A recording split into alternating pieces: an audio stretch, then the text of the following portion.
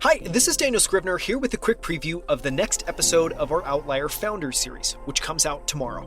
In it, I'm joined by Andrew Carter, co-founder and CEO of Smallhold, which is upending the food industry by growing mushrooms in Michelin star-rated restaurants, right in grocery stores and through their network of on-site and macro farms. Smallhold is inverting the way food is traditionally grown and distributed. Today, 68% of all mushrooms consumed in the United States come from a single town in Pennsylvania called Kennett Square. That's 400 million pounds worth of mushrooms per year to be exact. Which means that most mushrooms are transported across a vast distribution network to reach stores all around the United States. Smallhold knew there was a better way, so they spent years creating a proprietary set of technology that allows them to grow mushrooms in an incredibly small footprint, about the size of a small standing cabinet. The first Smallhold on-site farms went up in restaurants around New York, which was followed by on-site farms at grocery stores, including Central Market stores across Texas, where these farms sit right next to where the mushrooms are sold in the grocery aisle. Smallhold is an incredible example of what the future of food looks like. They're inverting the single farm approach and pioneering a small footprint of on-site farms and regional macro farms. They've created a whole slew of proprietary technologies to automate the process and help restaurants and grocery stores grow the same amount of mushrooms every single week. And they're just getting started. In this episode, we cover the wild world of mushrooms, from the Netflix documentary Fantastic Fungi to the book Entangled Life to Mushroom People. We go deep on how mushrooms work, why most of us have only eaten a single variety of mushroom our entire lives, and why we should all be eating more mushrooms.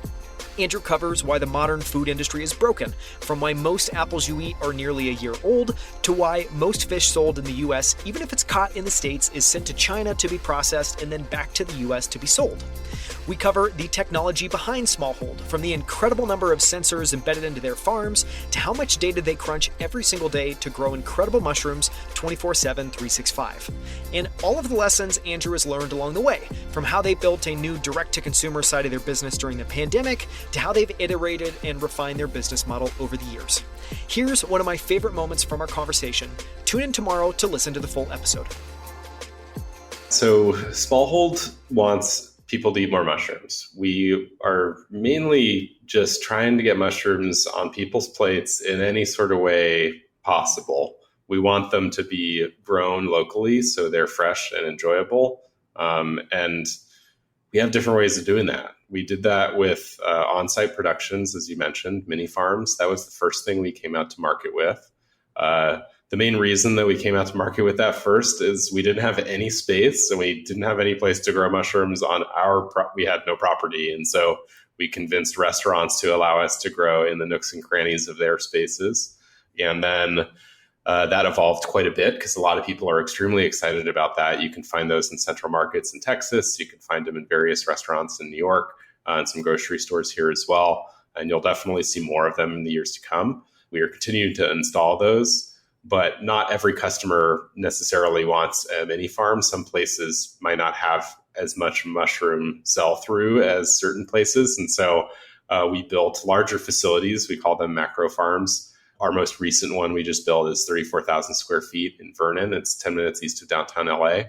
And those are growing specialty mushrooms that are packed in compostable cardboard clamshells. Those are sold in retailers all over the place, but they're all sold regionally. And so if you're buying our mushrooms in Los Angeles, for example, at Whole Foods or Erewhon or Lassen's, they're all grown there. They're not grown from our facility in New York. We're building a national brand with local distribution. It's not an easy thing. It's a weird thing, but it's exactly how we want to do it because we think that the quality speaks for itself and it really helps get more people excited about mushrooms. One of the reasons why you don't see a lot of these mushrooms that we grow on the shelf is because they have horrible shelf life and they do not ship well. And the industry at large just ships produce all over the place. And no one's really figured it out the way that we're figuring it out. The grow kits was very interesting. It was very much a COVID response. We had some great customers going into COVID. We were a tiny team. We were a team of 12 going into that. And had a couple Whole Foods stores with our mini farms in it, but had a bunch of conversations going with some amazing retailers, including H-E-B and Central Market in Texas. But everyone just went dark. Like all of our restaurant customers disappeared. And that was on, in March of 2020 or whatever it was. And we just kind of jumped into action. We realized that our customers were still there. They were stronger than ever, honestly. Like, people wanted to be healthy. The vegan thing was going on. Fantastic Fungi came out. All this kind of stuff started happening. And it was just more that the way of getting our mushrooms to them got more complicated. And so we did a home delivery for a while that was just literally like me and Adam, my co-founder, and our team just driving around in a van. Like, we had a Google sheet where people could sign up and get 5 pounds a week from us, which is a lot of mushrooms. And we had a lot of people eating a lot of mushrooms, which goes back to our conversation about how much consumption you can have. Like, our customers were eating 50 or 60 pounds a year. And then we realized that a bunch of our friends lost their jobs. And so we had all these commercial blocks, and we just kind of gave it out because people wanted to have fun, but also people were struggling to feed themselves, and stuff is very horrible. And we had a lot of people just growing mushrooms at home, and it turned into this viral thing. And the story was really funny. It was very much a New York thing. And then some friends of ours wanted to write an article about us in Bon Appetit. And Tony Ann is the author, and Tony Ann Fernandez, and she emailed me on a Thursday night and was like, this piece is going to go up on Friday. It's going to say that if you're in New York, you can buy from Smallhold, but if you're anywhere else, you can buy from this other company. And we were like, that's silly.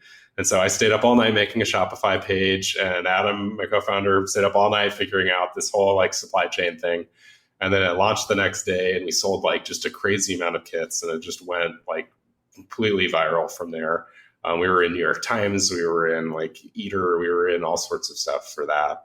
And we still continue to do it. We've never run ads. What we see is that just allows people, it's like a good gateway into mushrooms. We think that once you sort of get into it, people get obsessed with mushrooms. They become mushroom people. I'm sure people, or the people listening probably know one or two people, maybe you are one, where you're just obsessed. It's like a lifestyle.